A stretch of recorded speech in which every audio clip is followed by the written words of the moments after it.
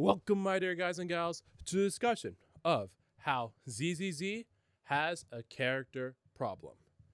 This is your host, Leakamish, and let's get started with the discussion.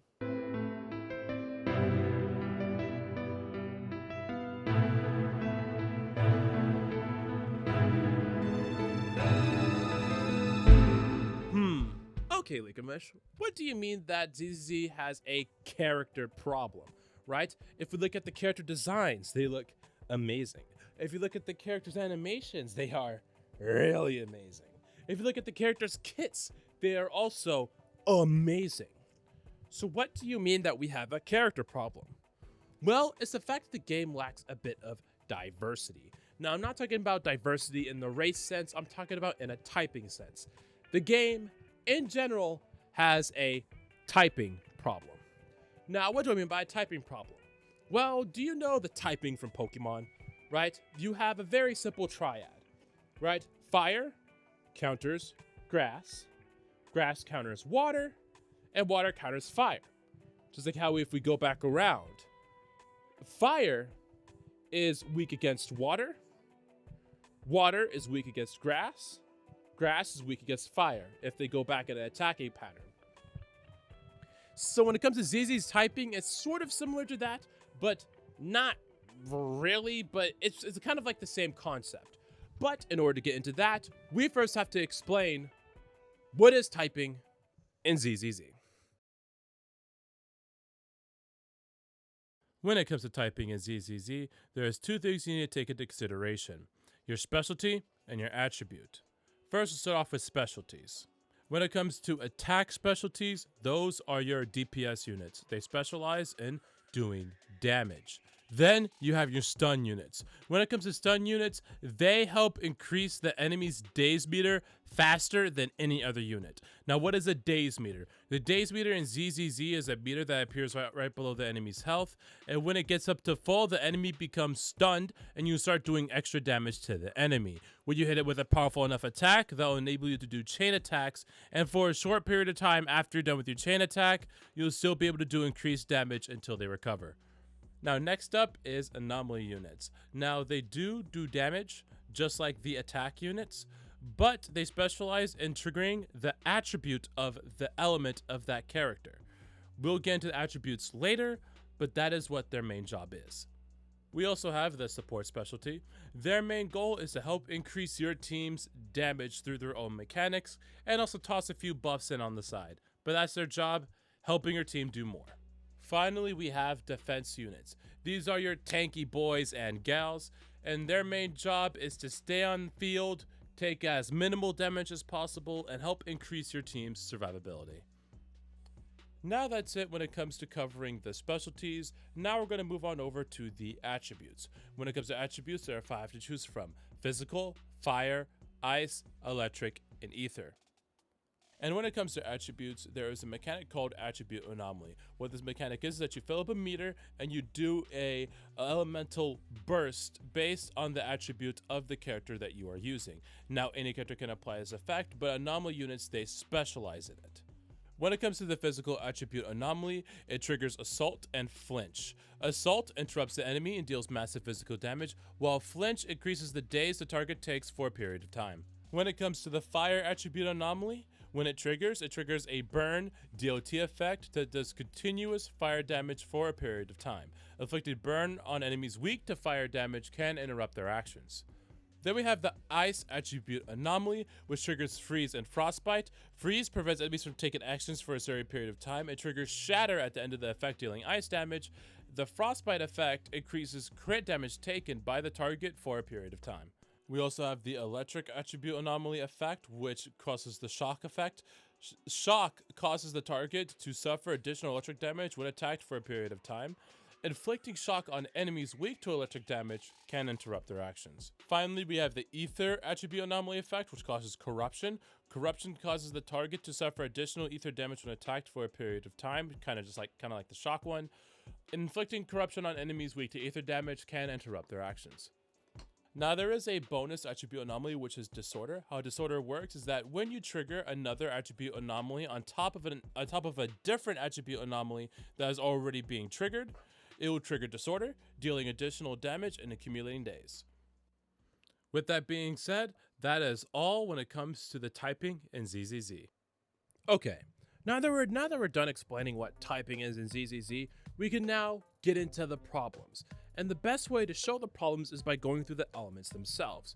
So we see here, let's start off with the fire element, right? So if we go to the fire element, we can look at this selection right here to see what are the specialties, right, in this element or this typing. And as you see, they have everything. They have a support, they have a tank, they have a stun, they have an anomaly, they have an attack. They have everything that is needed, right? Which is pretty good. But then we switch over to the other elements and you might start to see a bit of a problem. For example, if we swap over to physical. Now physical, I think you might see the issue of why a physical team is a bit hard to make. There are just so many attack units. Like literally look at this. You have Billy, an attack unit. Nikomata, an attack unit. Korin, an attack unit. Oh, but you have Piper and Jin and their anomalies. But as I explained earlier, anomalies are basically DPSs, just DPS in a different way. So essentially you have a whole team of DPS and then a Caesar, which is your defense. No support, no stun, just murder. And then for example, we go to another element like ice. And yikes, they're not doing too good either. Now I'll admit they do have a pretty good typing. They have an attack, they have an anomaly, they have a support, they have a stun. But it's just that there's just not that many of them. Hey, at least their typing is fine. You know what? Let's just move on. Let's move on to eat. Oh, don't mention ether. Don't. Okay, so ether's really bad. Do I even need to explain it to you why ether teams are kind of rare to have? You have 2 supports and a damage. That's all you have. Then we go to electric. And electric, I would say, is the healthiest out of all of the roles, right? You literally have 2 stun units. You have 2 electric attacks. You also have an electric support. You have an electric defense as well, and 2 electric anomalies. To be honest, that's honestly really good. Like, you have a bit of diversity. Like, for example, you have a couple of the base game and a couple of the new game or the event banner. But I know what people would say, right? There's an easy fix to all of this. They're just gonna release more characters and they'll fill out those other typing roles and they'll fill out those other roles. So you know what? Let's go ahead and check on the next banner.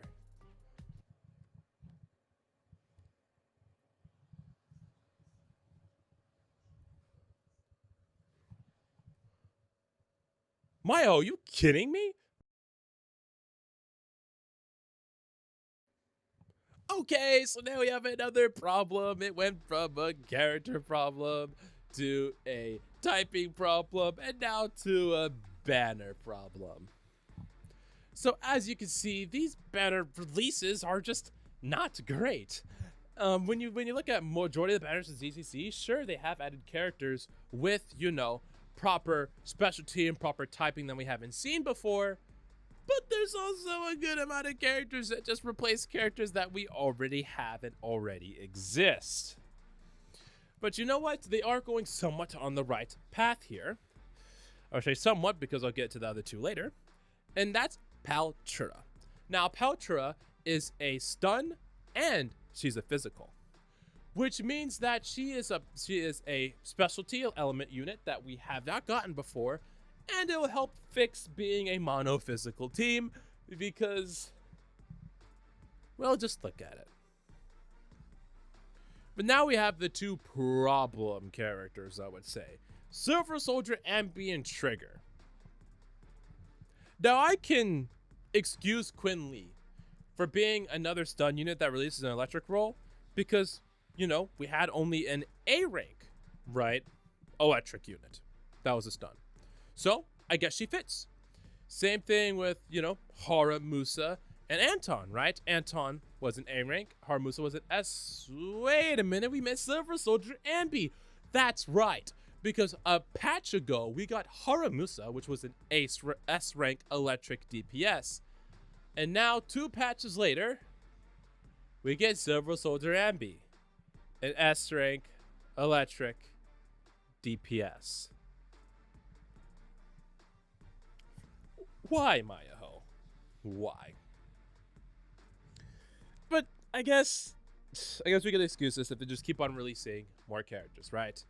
Yeah, but as long as we get S ranks that replace the A ranks, I suppose, but also get more A ranks.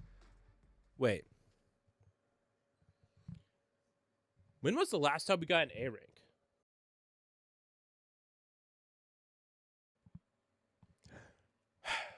I guess you guys can see why I named this video the ZZ has a character problem.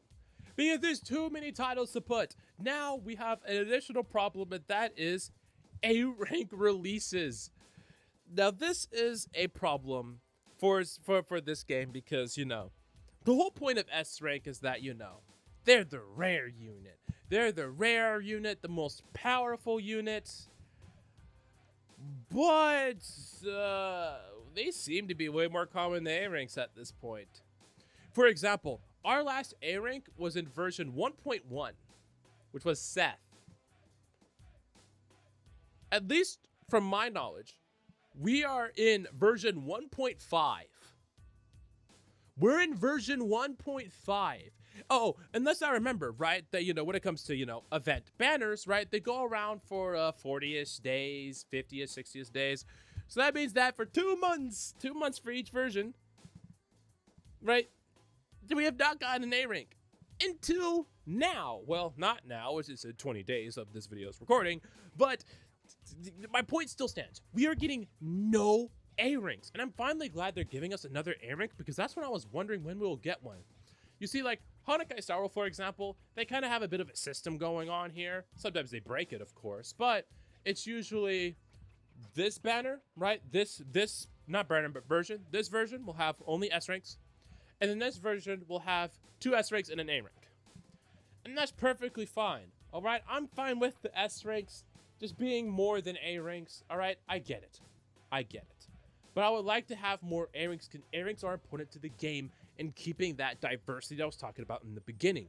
Because not everyone is going to be able to pull and get the S rank, and not everyone's going to win the 50-50. Or what my friend Lakers says, it's an 80-20, but I don't know. I'm just going based off of how Hanukkah Star Wars works, so I say 50-50. Not a guarantee that everyone's going to win that 50-50. That's where the A ranks come in, truly. They basically give a player an ability to still do good, but be able to get them anywhere. Because after an A rank is done being in that banner, they now go into the standard banner, and they can appear in any event banner afterwards, which is really good. And then you get to upgrade them, and upgrading them feel great. It feels good to get their copies because then they get even stronger. For example, if we look at Seth isn't even really an A rank, all right? He honestly feels like a hidden S rank, but it's a good thing he's an A rank because then you can get him all the time and you don't have to worry about constantly trying to win the gacha. You can just pull, get the character, and move on and build your teams. Now I understand why ZZZ hasn't released that many A ranks. I get it. Most of their marketing, right, goes towards S ranks. That's only really the difference in the game between an S rank and an A rank at the end of the day. It's just that S ranks are rarer to get, and they get more promotion.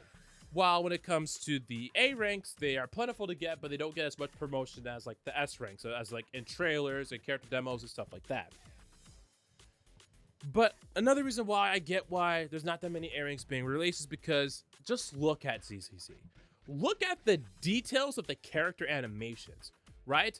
The characters have unique dodges, they have unique walks, runs, Even the motion of them running and then turning, spinning around to the other direction, that's unique as well. Every attack that they do is like, they put so much attention to detail in all of their animations. Even small little details you probably didn't see, like Yanagi pushing up her glasses after combat, or Nikomata constantly sheathing her swords, knives, whatever they are, blades, into her knees. Just small little details like that, and that's what we love. But animation costs money and time. Remember, they have to think about all this stuff. And then not only that, but they have to think of it in a way that flows all together, because it's a fast flowing combat system.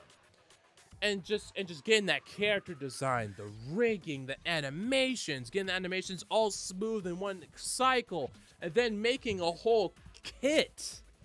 Alright, because Hanakai Star Rail or another game like Arknights have the advantage that characters are a lot more simplified. Especially a game like Arknights, where you don't have to worry about a dynamic 3D model with all these fancy animations. A lot of the times, Arknights recycle most of their animations for their characters, right? And they're just a little 2D picture. So I guess games like Hanakai Star Rail and Arknights, they have that advantage of not being a 3D space action combat game. We don't have to worry about so much. Like Star Rail, all you really need is like what? An animation for the basic attack, for the skill, and for the ult. And maybe some extras if they have some extra stuff going on with their kit. But like, it's something that they can just do, and it doesn't have to flow together with anything, so it's a lot easier. But with ZZZ, you just don't get that. So I personally understand. But just because I understand doesn't mean that that I don't want any more A ranks. Like, please, Mayo, just give us more A ranks. I beg of you. Give us more A ranks. We will appreciate it, even if they're boring. Just give us some more A ranks. Just please. Please, Mayo. Please. Okay, Ligamish. We get it. But you've been yapping on for like 10 minutes and 15 minutes. What was the purpose of all this? What's the reason for all of this? And I guess it's just the fact that I just want more diverse teams in the game, obviously. Alright, I will say, in early game, you don't have to worry about any of this stuff. But like in end game content that they make for us, like you gotta worry about this stuff, I feel like.